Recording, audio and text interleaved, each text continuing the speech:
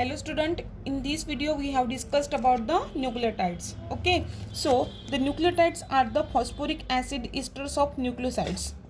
Okay, देखो जो nucleosides होते हैं are the phosphoric acid esters of nucleosides.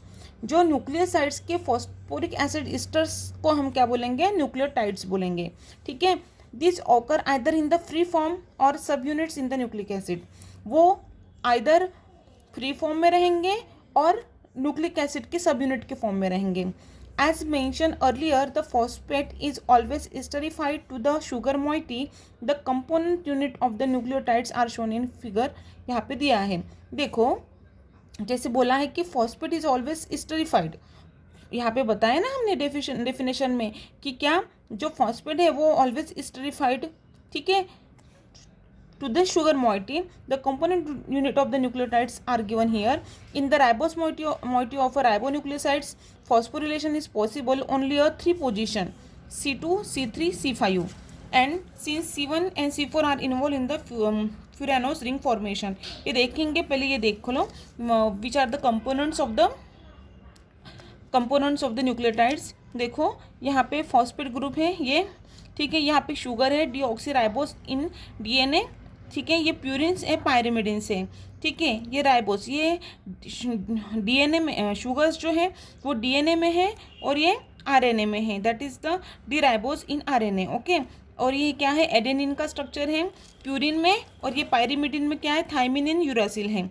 And purine में क्या है? यहाँ पे ग्वानिन है, और यहाँ पे पायरिमिडिन में in case of the RNA क्या है? साइटोसिन है. ठीक है, नाउ यहाँ पे क्या बोले हैं? In the ribose moiety of the ribonucleoside के राइबोस मोइटी में phosphorylation is possible only the 3 position.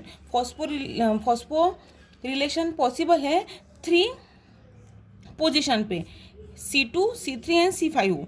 Since C1 and C4 are involved in the furanous ring formation.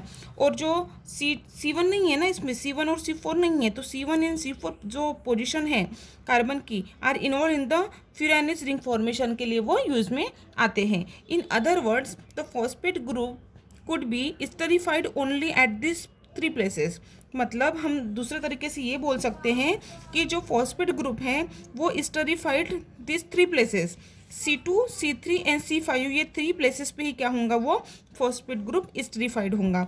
On the contrary, in the deoxyribose component of a 2 deoxyribonucleosides only 2 position. और इसके अलावा deoxyribose component में डीऑक्सीराइबोन्यूक्लियोसाइड्स में 2 position पे C3 and C5 are available for the phosphorylation. मतलब ये C3 और C5 ये 2 पोजीशन में ही 2 डीऑक्सीराइबोन्यूक्लियोसाइड्स क्या होगा? ये कंपोनेंट पे होगा. ठीक है, फॉस्फोरिलेशन कौन से? C3 एंड C5 पे. Since in the sugar C1 and C4 are involve in the furanose ring. ठीक है, and C2 does not bear a hydroxyl group. Okay, accordingly hydrolysis of the 2 nucleic acid RNA and DNA by various methods under the different set of the condition give rise to isomeric nucleosides of the 3 types and 2 types respectively. Okay, then table 15.3 list of the some important nucleosides is called as the ribotides and deoxyribotides, while name the nucleotides generally for the corresponding bases.